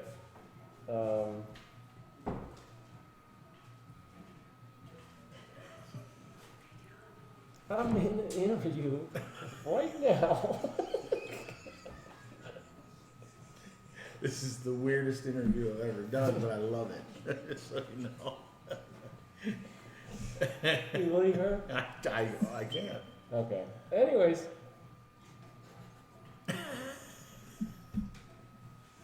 Sorry. Ty's lovely wife is watching and giving Ty some pointers on his interview. I guess he needed them. He doesn't have the most eloquent interview skills. So he tries to cover his face, kind of like Ricky Williams used to when he did interviews, but he used a shaded shield. But Ty has chosen the clear shield for personal protection, of course.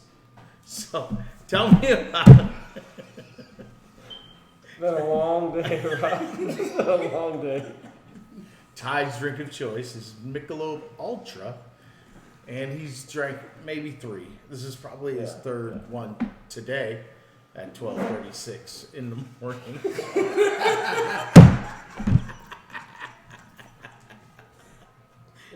I'm not sure Ty is going to get through this interview. He told me he couldn't answer any questions. Told you. Did you ask one yet? Okay. So, Are we live? I don't know why. See, that says live. I don't know why we waited for this one to be at the end, but that's just how it worked out. Ty was in a blind draw outside. It was a 10-team blind draw, and it took 4.5 hours. You can't take it anymore. Back again with Ty Lopez, and the question that was posed to him before we took a pause: Is how you like your pro status? all right. I will get serious. This is my second year as a pro. So last year, I enjoyed it, and we almost treated nationals like it was a vacation, you know. So we took it all in. Met the coolest people, got the experience we kind of wanted this year, a little more serious, and then everything kind of happened. But we're enjoying it. We're having a good time with it. I had some time with Larry earlier.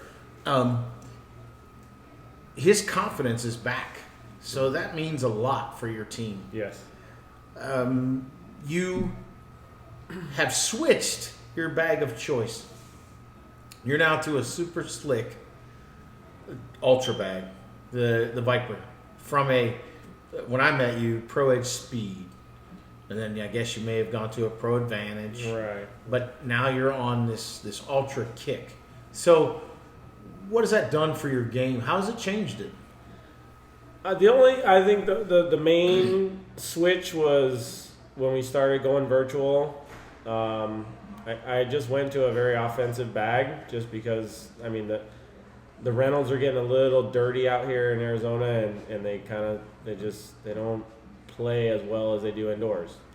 So I just started playing offense only and went to a fast bag and tried to figure out that throw. That's with that virtual, because you With can't the really virtual. with virtual you can't really throw your game, and your Right. game is a game where, you play offense and defense, and you don't. You like to block. You like to airmail. You Yes. like to push. I do like to think, like a lot of people tell me, I'm more of a tactical thrower. I'm not, and I'll admit it. I can't go bag for bag with a lot of people, but if there's some trick shots and some shots that a little bit of accuracy and stuff, that's where I think I can excel on my last bag, where I can make something happen and get a couple points out of a round. But I've gotten away from it because of the virtual stuff, you know what I mean? So coming back into today competing, I went all offense. There wasn't a way to block with the Viper. So, and I shot good, but it was 10 rounds, and it was a different mindset for me. I was coming out playing kind of a virtual thing against an actual player. So Did it work? Did it not work? Tell me about that. I think I have more confidence in my bag for bag with people, but it's still not. I'm in between a offensive and a defensive player. I'm trying to figure out where I need to be, So it's getting back to competing. I think I'll be able to go right in the middle of both and figure something out. What bag will that be? I don't know. I still like the Pro X. The Pro X is for me is kind of that intermediate bag that Larry's figured out, and if he can throw with that bag and I can adjust to it, that's where I think our team can really excel. And he's a confident thrower, throwing very aggressive.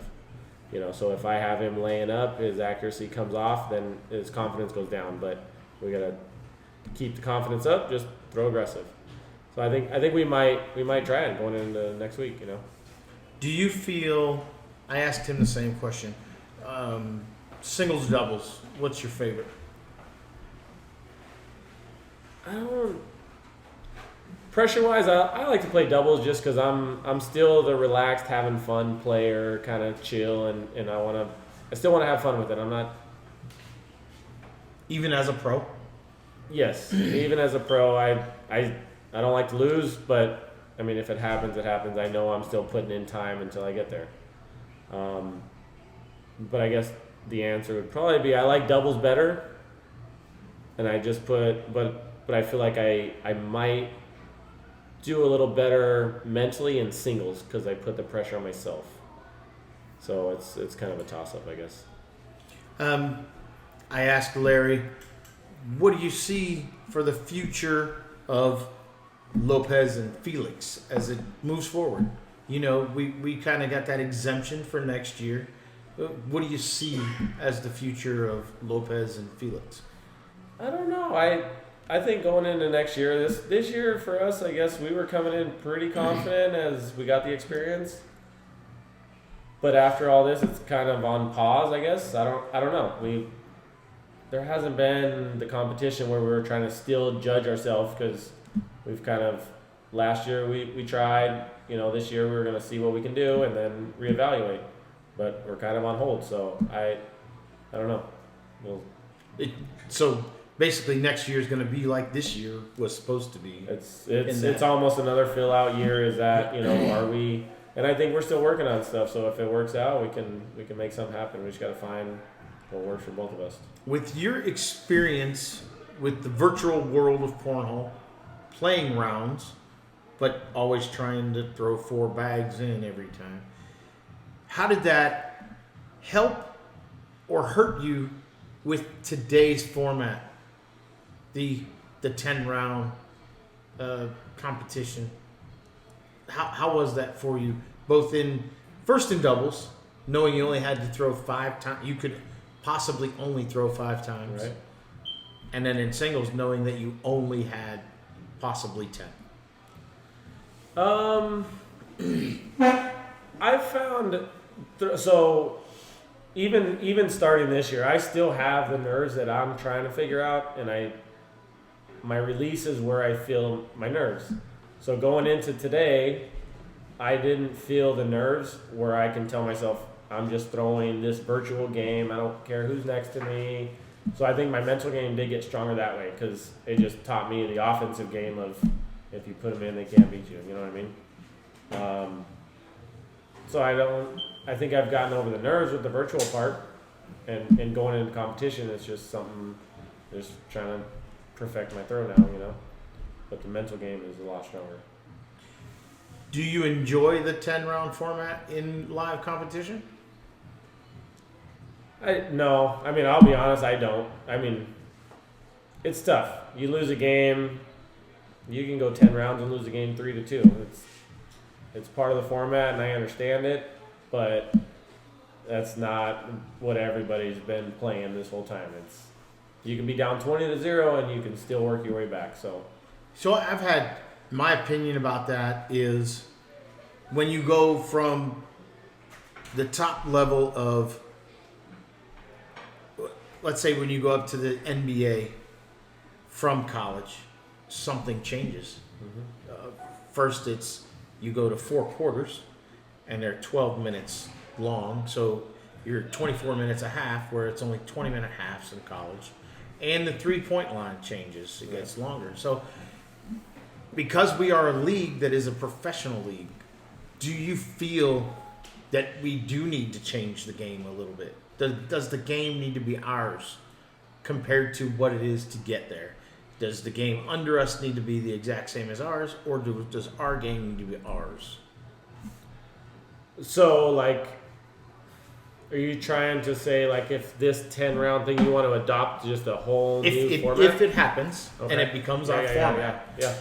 do you think that do we need something different that separates us from the non-pro? Right. I mean, the pressure with a 10-round game is definitely a lot more than you playing a normal game 21-0. From the first bag, you have the pressure of, you know what I mean? So, I like it. I mean, that's what you're out there for is but it's, I don't know. I think it would be a good thing to change. If And do you think that we should have something that sets us apart as a pro? Besides a jersey and ESPN time, should there be ESPN. something else? I mean, would that be an acceptable? Right. I don't know. I don't know. It's hard to. I think the level of competition isn't there, but it's the commitment. Like if an advanced player and a pro player are, I would say, the same skill level. But if you say you're a pro, it's a different commitment. You know what I mean? Mm-hmm. You're putting more weight on your shoulders when you get out there. If you're just an advanced player showing up to a tournament, no pressure, you know what I mean? But if you're a pro and you've invested the time and the money and your travel, then I feel like there's a different level of pressure. So How long have you been playing this game overall? I'd say about 3 years is when we kind of gotten into it from to this day, about 3 years. 3 years, and you've been a pro for 2 seasons now. When you got into the game, did you see that? Did you feel like being a pro was your goal? Sometimes and sometimes not. I mean, you show up to a tournament and you feel good and that's your calling and you're ready to do it. But then you show up and you just have a tough day or a tough break and you know what I mean? So there's the mental battle is, but overall I'm just, as long as I keep progressing, that's where I think I can stay in the game, you know. I know there's a lot of time to be put in, but that's what it takes. So I've had the pleasure of talking with your partner, Larry. I've had the pleasure of talking with your wife and your brother-in-law with their involvement in Kingdom Kids. And I want to talk to you about your involvement with Shot Kings. What was, when you decided to start it, what was it about?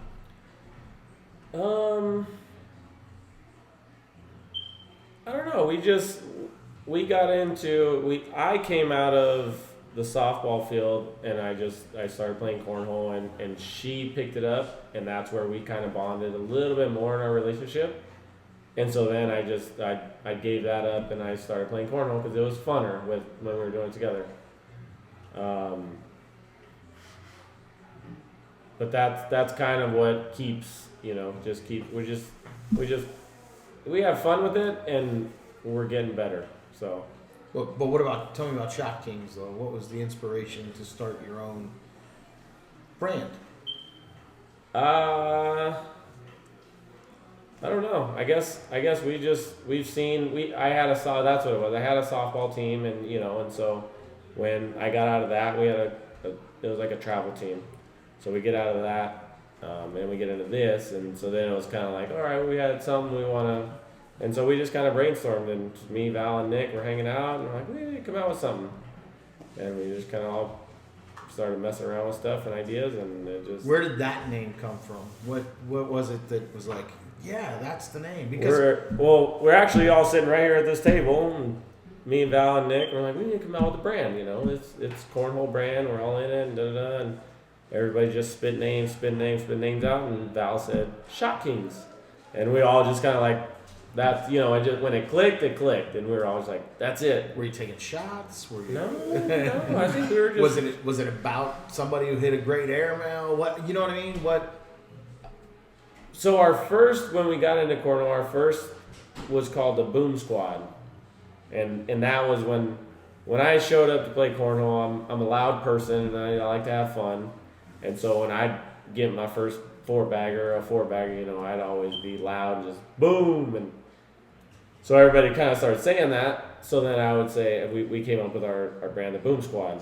But it was just kind of a fun thing. And then we switched that up and got a little more serious and then Shot Kings came out. It's a pretty cool logo. I like the positive and the negative of each of the letters and the way, it's recognizable, and they use the fonts and other designs. So it's really cool that it all ties together and it comes back to Shot Kings, and you have Kingdom Kids, and you put Kings together, and then I saw a Shot Queens idea, and so to me it's really neat the way that it came about, and I like that you use the playing card and things along that.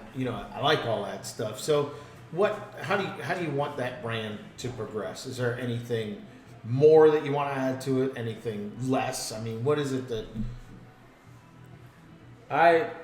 I'm just kind of like, for them, I'm gonna be the face to Shot Kings. That's my idea. They put in the work.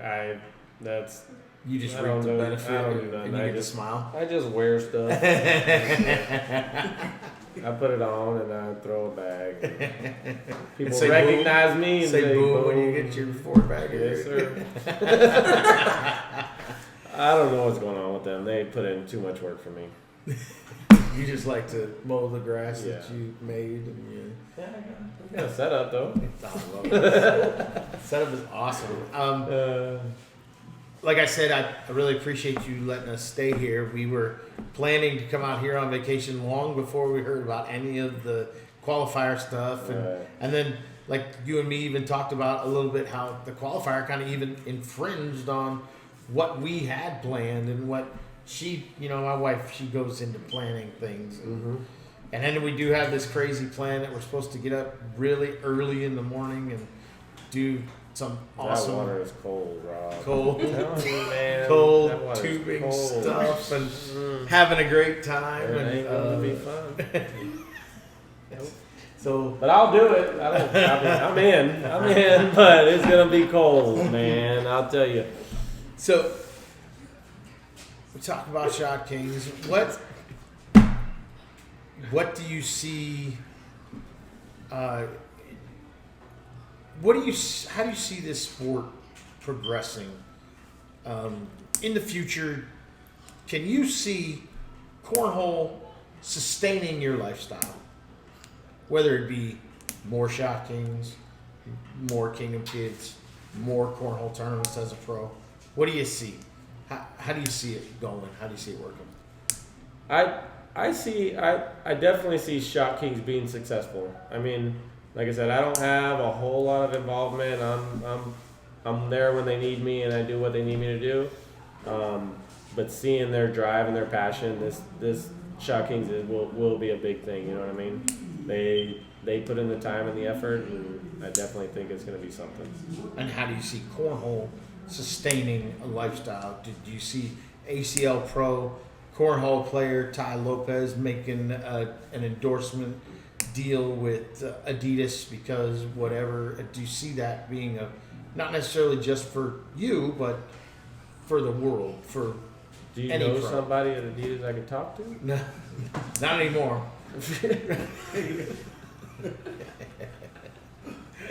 Well, I mean, you've got the look. I mean, you put on your $180 aviators. You got your Brett Michaels. 180. That's it. You got your Brett Michaels cowboy hat on. You're saluting America. You recently grew out the Billy Ray Cyrus hair. COVID. Yeah. See, so and it looks good on you. So you do have a look that people are probably looking for. So I mean, can you see an endorsement deal coming? I'll take it. I wouldn't say no. Are you seeking one? I mean, yeah. Here's a better question. Who's your favorite cornhole player? Rob Chismark. No, that son of a bitch is good. Don't lie to me. If you had to pick a true favorite cornhole player throughout, I mean, you traveled the country last year. You saw them all. If you had one dude who had your favorite shot, do you have one? Man. On the spot, I don't even know. There's a lot. There's some throwers, like I was talking to Jay Rubin today. That guy is he's a machine. And he's cool. But I asked him, I said, I after he played his match, I said, what keeps your calm? And he goes, no, I don't get nervous. I feel pressure, but I don't get nervous. So I'm like, that makes a lot of sense. Because I don't feel like I get nervous anymore. But when they keep making them, I do feel pressure. You know what I mean? Like I can't keep up pressure, but I don't feel the nerves, and that's kind of what he was saying. Was there's pressure, but he's fought through the nerves on ESPN many times. You know what I mean? Right. So I guess he's one of the top. That guy's definitely one of the top. One of your favorites. Yeah. So, what is your favorite shot to make or take?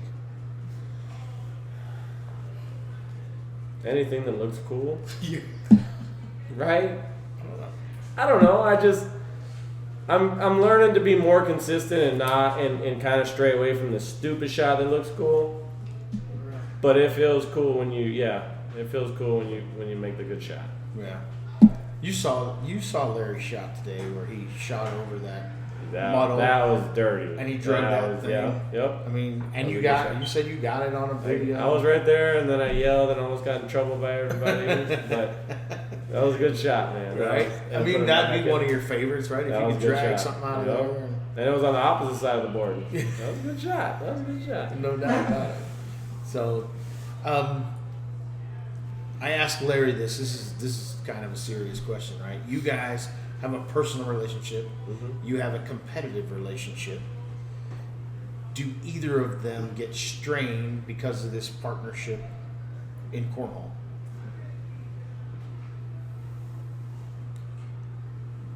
Overall, no. But there's been, like, in the heat of the moment times where there's frustrations. And that's any team's going to have. But overall, I mean, we see each other the next 10 minutes and we're right back to being brothers. You know what I mean? So, no, I don't think it plays a negative factor, no. Yeah, no stress that's ever No. ongoing or No, in the heat of the moment, it's what happens, and it's frustrating for me or him, you know. But yeah, no, not overall. What was your favorite moment last year through all your travels? What was your favorite moment?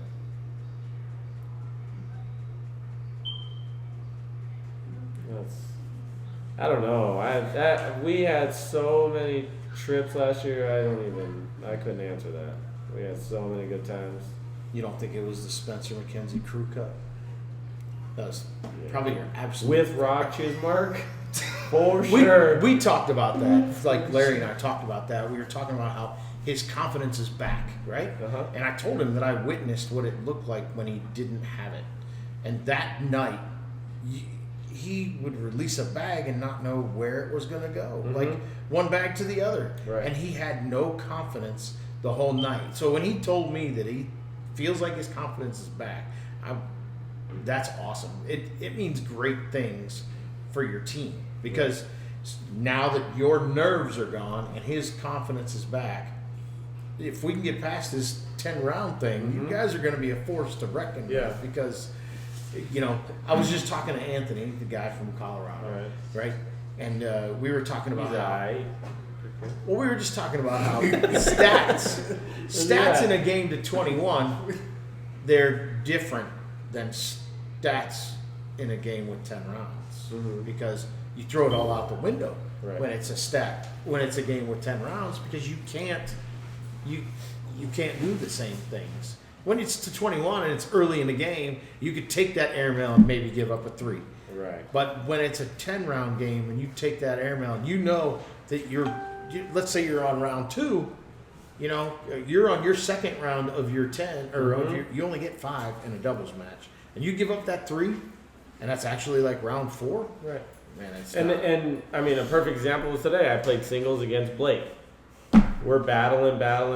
Round 6, I could board it and give up 3.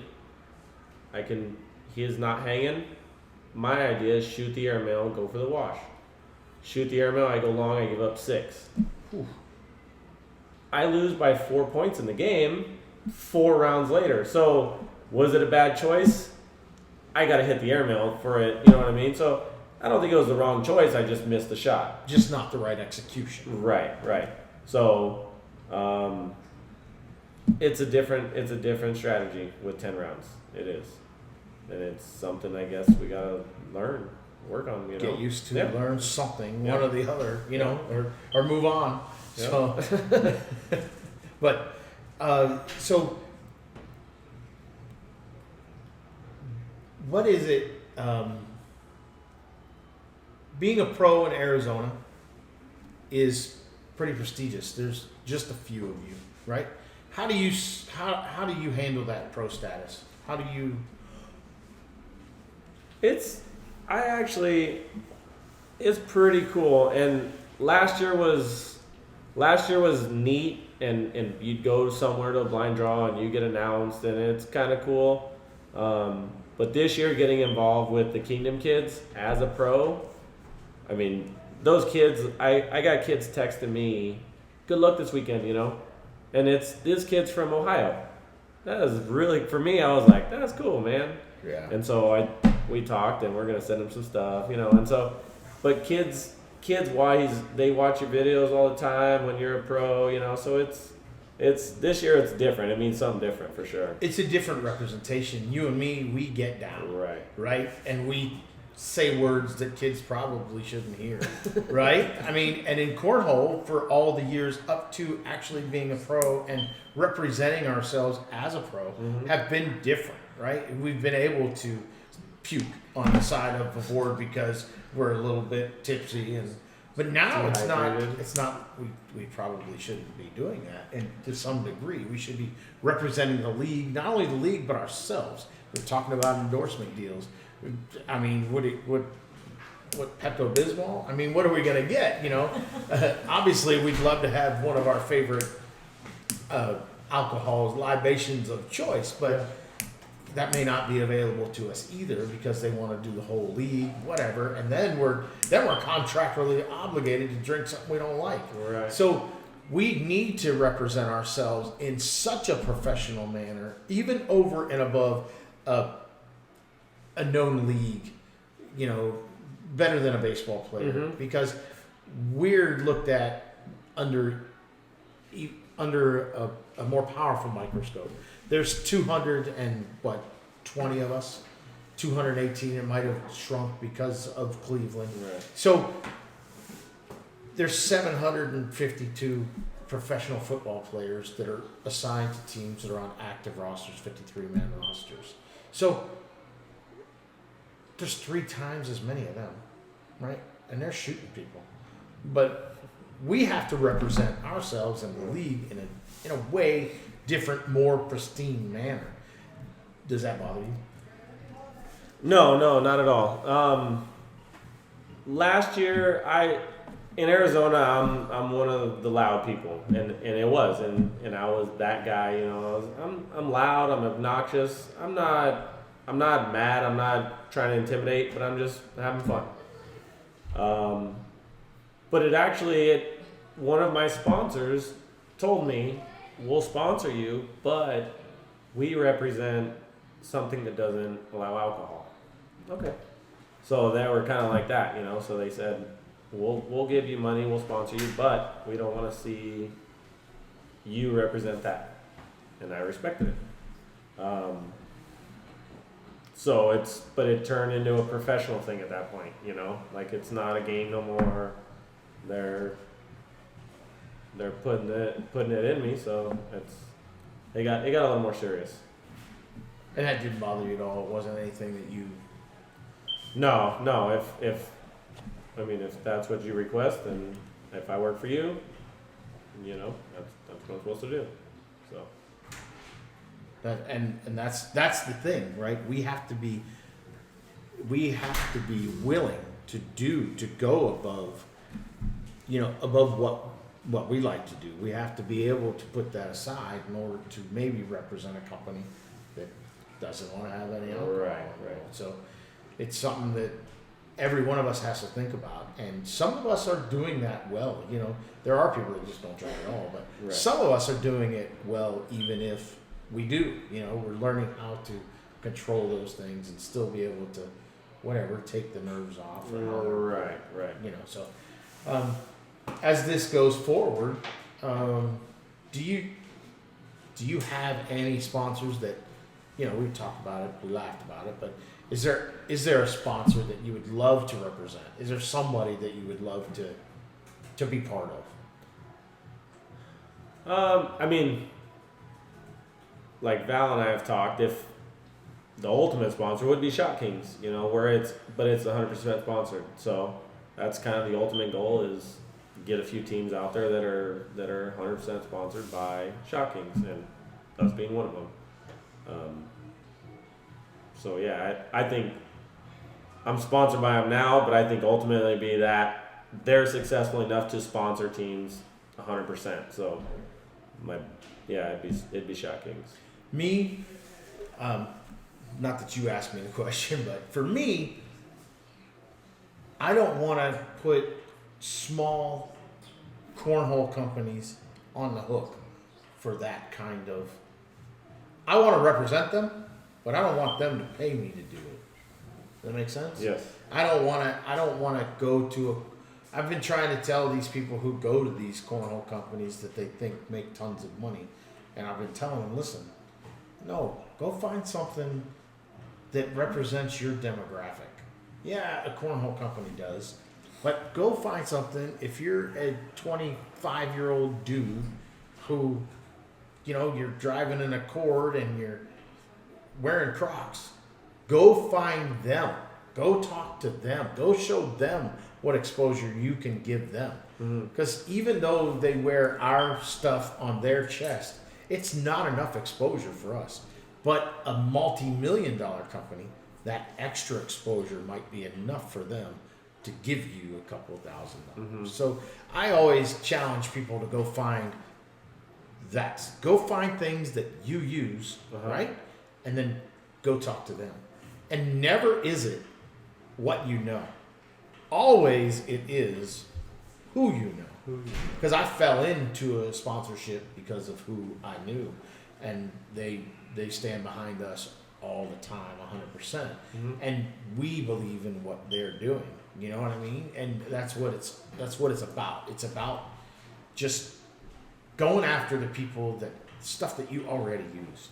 You love Chevy, you know, you love Off-road. you love all that kind of stuff. Those are the things that you want to kind of target, even if it takes an email out here or an email over there. But those are the kind of things that you might have more success over. And then all that will allow Shot Kings to be able to represent other people. You know what I mean? Yeah. So it's just you just want to find it. That's just my take though, because I know what my company pulls in. It makes gives sense. out, It makes sense for sure. and it's yeah. not enough. Right. Yeah. Nope. It's not enough. Yeah. So, you like it out here in Arizona? Is this your home? Is this your? Yeah, we're born and raised here in Arizona. We moved away for a little bit, about 4 years, and moved up to Idaho, and we lived in Utah, and ended up back here. But yeah, this is where we're supposed to be. Those other states are more fertile than this state because you had all your kids out there, right? I can have a kid in any state. I don't think. What do you mean? Right now you can? No, Or- I don't want to. That's I awesome. can't afford these ones. Dude, I really do appreciate you letting us stay here. I appreciate the setup and the fact that you brought all these pros over here and gave me a chance to get them out here and put them on. You got robbed, and got to robbed. me, that's. I mean, thank you really from the bottom of my heart. I know, we have so much fun, but really, thank you very much for what you've done for our family, how you've taken us in, and the friendship that we built. I appreciate it, and thanks again. Yeah, we were looking forward to this for the last 2 months, man. We were pumped for you guys to come here. So I mean, except for the tubing, right? You weren't really. oh, I'm in. I'm down. We're going tubing. I'm in. Thank you again, man. I appreciate it. Yes, sir. Hey guys, that is definitely our finale. We got Ty Lopez was our last ACL pro in Maricopa, Arizona, in his house at his kitchen table, where many ideas have been realized. Shot Kings, Kingdom Kids. Did you see that disguise that kid had on? He's looking for something. So if you're out there and you want to sponsor a great cornhole player who's going to get out and about and represent you the right way, Billy Ty Ray Lopez. Cyrus. Ty Cyrus is the way. Shit. So Back me up, bro. once again, Talk Cornhole, you got robbed. I appreciate you guys checking us out. St. Michael Soldiers, thanks. Ty, thanks for the setting. Thank you. It was a good awesome. time. Appreciate We had fun. y'all. Thanks for tuning in. Did you say you got robbed?